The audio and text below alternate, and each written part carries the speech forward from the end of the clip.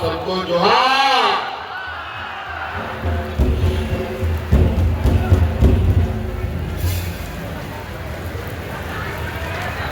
बहुत समय से आप लोग यहाँ पर हैं। हम बहुत बातों को नहीं रखना चाहेंगे। बारिश का भी मौसम है, धान रोपनी का भी मौसम है। हमारे सभी मंच में बैठे हैं माननीय विधायकगण, मंत्रीगण, पदाधिकारीगण, गठबंधन के सभी साथीगण, इनका भी हम हार्दिक अभिनंदन करते हैं। हम बस ये जानना चाहते हैं, यहाँ जो महिलाएं आई हैं हमारी, इन 7 जिलों से लगभग 1.25 लाख से अधिक महिलाएं यहाँ पर हैं। हम आप लोगों से जोरदार आवाज सुनना चाहते हैं कि आपको ये महिला सम्मान योजना अच्छा लगा कि नहीं? अच्छा लगा? चलिए, बहुत बढ़िया। मात्र 14-15 दिनों में हम लोगों ने आज इस रात का लगभग 42 लाख से अधिक महिलाओं को मुख्यमंत्री महिला सम्मान योजना से जोड़ा है। और अभी हमको आंकड़ा दिया गया था, कल रात तक का आंकड़ा हमारे पास था और अभी सुबह आंकड़ा हम देखते हैं, जहां 2.5 लाख था वहां हम 3 लाख देख रहे हैं। जहां 3 लाख था वहां हम 4 लाख देख रहे हैं। इतना तेजी से महिलाएं आज इस योजना में शामिल हो रही है। ये तो हमारी 21 साल से 49 साल तक की महिलाओं को हम इस योजना से जोड़े हैं। इसके अलावा हमारे घर के बूढ़े बुजुर्ग महिलाओं को भी हम लोग पेंशन दे रहे हैं और उसमें भी लगभग राज्य में 35 लाख से अधिक बूढ़ा बुजुर्ग लोग को पेंशन दे रहे हैं। आप इससे अंदाजा लगाइए कि अगर किसी घर में 3 महिलाएं हैं तो साल में 36,000 टका और साथ में 2 बूढ़ा बुढ़ी माँ बाप है तो 24,000 रुपये, कुल 60,000 रुपया एक घर में जा रहा। और हमको नहीं लगता है झारखंड का कोई ऐसा घर बचा होगा जहां सरकार की कोई ना कोई योजना नहीं पहुंच रही है। आज महिलाओं को विशेषकर जो इस राज्य की आधी आबादी है, जिन्होंने हमें राज्य सरकार 2019 में सरकार बनने से लेकर आज तक सरकार के साथ खड़ी रही है। कोरोना के जंग की लड़ाई में भी आप लोगों ने हमारा साथ दिया है। जब हम अलग अलग राज्यों से मजदूरों को ढो के लाते थे, आपको गांव पहुंचाते थे, उन मजदूरों को मुफ्त में खाना बना करके आप ही महिलाओं ने, दीदियों ने खाना बना के खिलाया था। आज उन्हें आधी आबादियों को अपने पैरों पर खड़ा होने के लिए हमने संकल्प किया है। और आज घर में बेटी जन्म से लेकर के मरने तक कुछ न कुछ देने की योजना सरकार ने संकल्प लिया है। और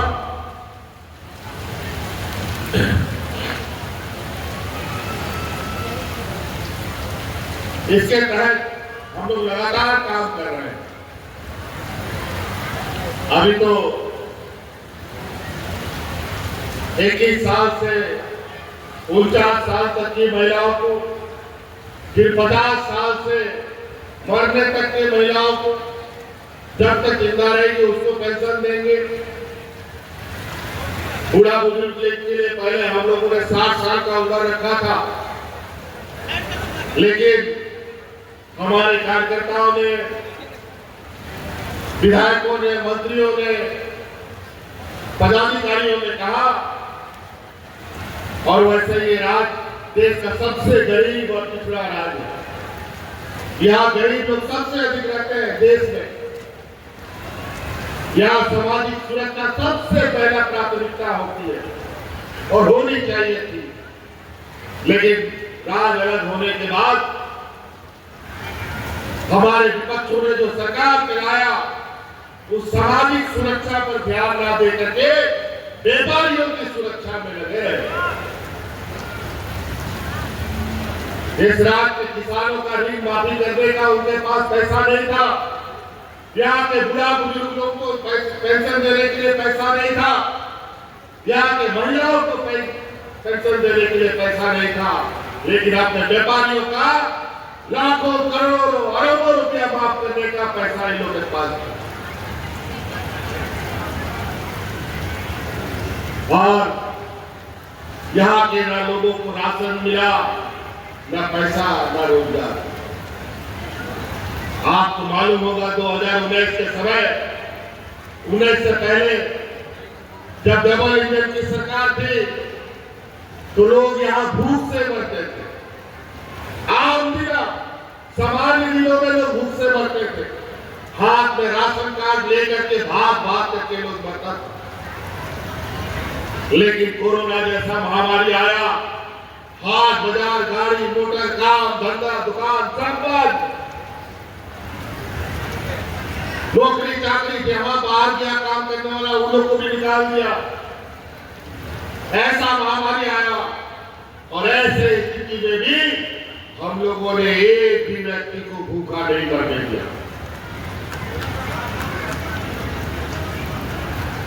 हमारे पास अस्पताल की स्थिति अच्छी नहीं थी, डॉक्टर का हालात स्थिति ठीक नहीं था, कोई बढ़िया अस्पताल गांव देहात में नहीं। फिर भी यहाँ के गरीब गुरु वालों को इस कोरोना से हम लोगों ने राज्य में कोई अफरा तफरी नहीं होने दी। और वही अगर मगर के राज्यों में उस समय आप लोगों ने देखा कैसे लोग मर रहे थे, जैसे जानवर मरता हो ऐसे लोग मर रहे थे। उनको जलाने के लिए लकड़ी खत्म, लोगों को दफन करने के लिए मिट्टी खत्म हो गया था, जमीन खत्म हो गया था। ऐसे स्थिति में भी हम हवा जहाज से, ट्रेन से, बस से अपने मजदूर भाइयों को दिल्ली, मुंबई, कर्नाटका से ढो करके आप लोगों के घर तक पहुंचाने का काम करते हैं। और इसी दौरान हमारे दो मंत्री इस राज्य की जनता का सेवा करते करते कोरोना और लोगों को लेकर साथ को चला गया। आज इस महिला सम्मान योजना जिस विभाग के द्वारा चलाया जा रहा है, वो विभाग आज हमारे बीच में बैठी देवी की है। ये कौन है मालूम है? ये स्वर्गीय जगन्नाथ महतो जी की बेवा पत्नी है, जो जिसने कोरोना में उसको निकल लिया। आज उन्हीं की पत्नी ने अपने विभाग से यहाँ की महिलाओं को सम्मान देने का काम किया। इसीलिए हर एक दिन शुरू से जब से हम लोगों ने सरकार बनाई, हम लोग आए दिन मुसीबतों में घिरते रहे।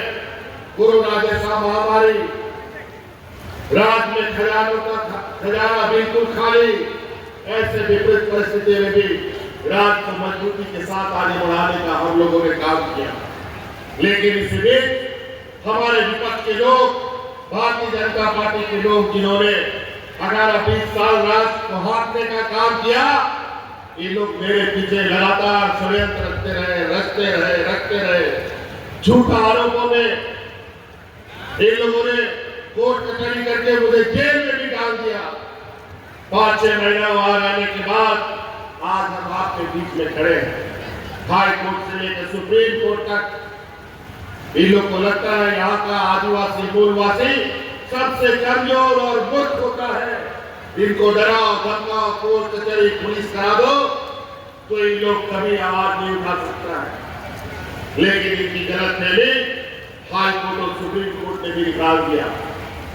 आज हमारे ऊपर जो नए आरोप थे वो निराधार निकले, वो झूठा निकला और आज कोर्ट के आदेश से आज आपको बाद आपके सामने खड़े होने का मौका मिला। निरंतर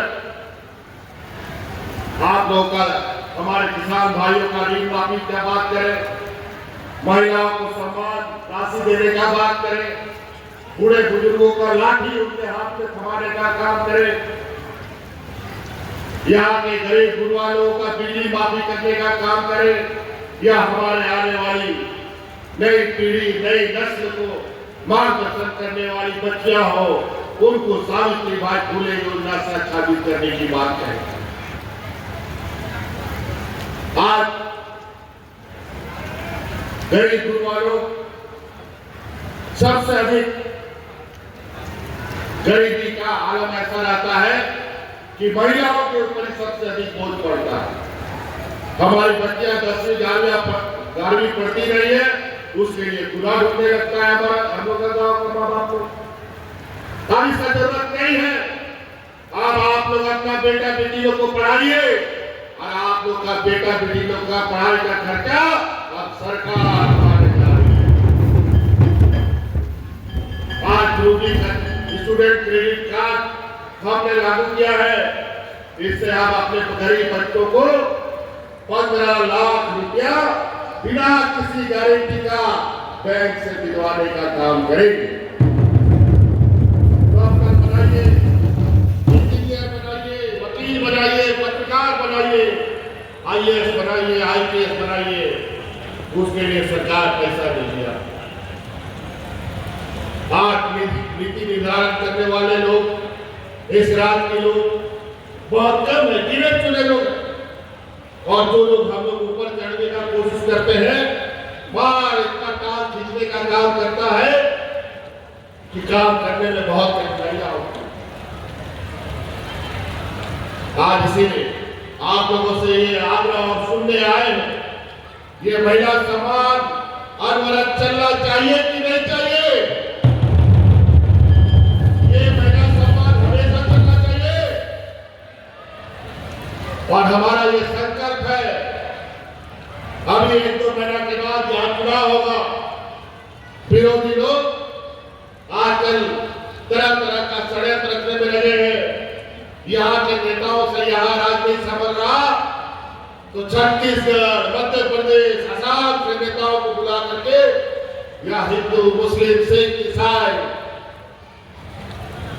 हमारा पिछड़ा का जहर हमारे समाज के बीच में डालने का काम कर रहा है।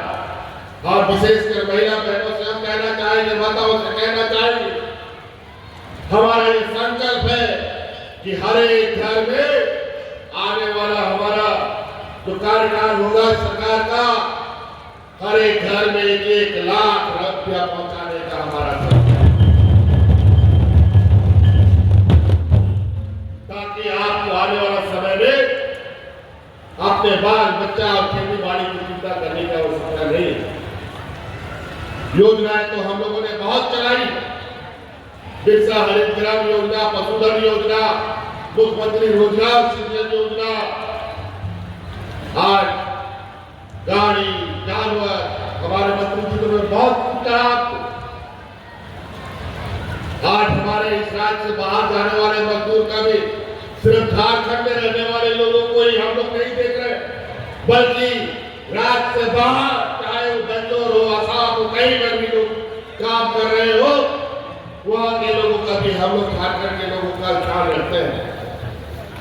और जहां उनके पर कोई घटना घटती है उनको भी हम लोग वहां सहायता पहुंचाते हैं और उनके मृत्यु होने पर उनको घर तक पहुंचाने का काम करते हैं। लेकिन हमारे विपक्षों को ये पेट में ये पछता नहीं है कि आज सरकार इतना बेहतरीन काम कर रही है और इसी के दर्द से इन लोग अपना बौद्धिक ताकत का उपयोग करके, इनके पास पढ़े लिखे लोग बहुत हैं, बुद्धिजीवी लोग बहुत हैं, वकील जज इनके दोस्त यार लोग हैं, बड़े बड़े पदाधिकारी इनके दोस्त यार हैं, और गरीब युवा लोग को झूठे केस मुकदमे में डालकर उनके कामों में रोड़ा लगाने का काम कर रहे हैं। इसलिए बातें बहुत है, अभी हमें काम में भी और कामों में भी जाना है। आप लोग बहुत दूर दराज से आए, खेती बाड़ी का भी समय है, वक्त का मौसम ऐसा बदल रहा है, जब बारिश होना चाहिए उसमें गर्मी पड़ता है, जब गर्मी पड़ना चाहिए उसमें धूप होता है, और जब धूप होना चाहिए उसमें ठंडा पड़ता है। आज किसान भी परेशान है, इसीलिए हम लोगों ने बिरसा हरित ग्राम योजना लाया है, ताकि आप के पास अगर जमीन जायदाद है तो धान, गेहूं, साग सब्जी के अलावा आप फलदार वृक्ष का भी खेती कर सकते हैं। आज आप पशुधन के माध्यम से भी अपना आय को वृद्धि कर सकते हैं, आपकी आमदनी बढ़ा सकते हैं। आप मुर्गी पालन कीजिए, बकरी पालन कीजिए, गांव देहात में लोग तो करता ही नहीं है काम, और लोग खाता भी है। आज के दिन में भी मांस मछली लोग खाता है, और आज यहाँ इस राज्य में मांस मछली अंडा दूसरे राज्य से लाना पड़ता है। सही बात बताओ, दूसरा राज्य से हम लोग बकरी लाते हैं, मछली लाते हैं, अंडा लाते हैं, और यहाँ का आमदनी दूसरे राज्य में चला जाता है। क्या है हमारे गांव का देहात का लोग बकरी, मुर्गी, अंडा, मछली पाल सकता है और बाजार में बेच करके आमदनी बढ़ा सकता है? क्यों नहीं हो? तो इसीलिए हर काम में आमदनी है, पैसा उससे कमाया जा सकता है, बशर्ते आपको काम करना होगा। और आज आपका आर्थिक समृद्धि कैसे हो, आपका घर में पैसा अधिक से अधिक कैसे आए, इसके लिए सरकार हर दरवाजा खोल के रखी है। आप अपना स्वरोजगार, चाहे दुकान चलाना चाहते हैं, गाड़ी भाड़ा में चलाना चाहते हैं, कपड़ा दुकान, सिलाई दुकान, राशन दुकान, छड़ गिट्टी सीमेंट का दुकान, जो भी चलाना चाहते हैं, इसके लिए सरकार आपको पैसा दे रही है। जानवर पालना चाहते हैं, गाय, मुर्गी, बकरी, सुअर, सब सरकार दे रही है। पहले की सरकार, डबल इंजन की सरकारों ने इस राज्य में ऐसे ऐसे जानवर बांटे किसानों को कि जानवर को ले गया, लेकिन पता चला 6 महीने के बाद मर गया, और उसके ऊपर कितना खर्चा किया, किसान बेचारा दोबारा कुछ जानवर पालने का नाम ही नहीं लेता। काम पकड़ने चाहिए कि जानवर नहीं पालेंगे। लेकिन इस बार हमारी सरकार ने जो जानवर देने का निर्णय लिया है, आपको जो जानवर मिलेगा वो जानवर बीमा किया हुआ जानवर मिलेगा। अगर गलती से कोई बीमारी से जानवर मर भी गया तो जानवर का पूरा पैसा बीमा कंपनी वाला आपको ला करके देगा।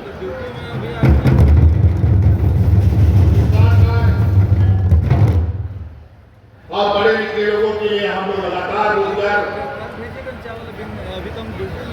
और इस पदों पर नौकरियां दे रहे हैं। अभी भी कुछ बाहर ही चल रहा है, कोई सिपाही का इधर उधर, कभी शिक्षक की बहाली, कभी सहायक इंजीनियर की बहाली, कभी पारा शिक्षक, पंचायत सचिवों की बहाली, वैज्ञानिकों की बहाली, प्रोजेक्ट भवन में कर्मचारियों की बहाली, तरह तरह की बहालियां हैं हम लोगों ने निकाली। अभी सिपाही लोग की भी बहाली निकलने वाली है, उत्पाद सिपाही का भी बहाली, वो नक्की का बहाली। लेकिन क्या करेंगे, राज्य सरकार भी कितना बहाली देगा, जितना खाली पद होगा उतना ही न देगा। लेकिन जो देश में सबसे अधिक बहाली देता था फौज में नियुक्ति बंद हो गई, जो भारत सरकार करता था, भाजपा की सरकार करती थी। जहां सबसे अधिक बहाली होती थी कोल इंडिया में, वो बंद हो गया भारत सरकार के द्वारा। जहां थोड़ा सा पढ़ा लिखा नौजवान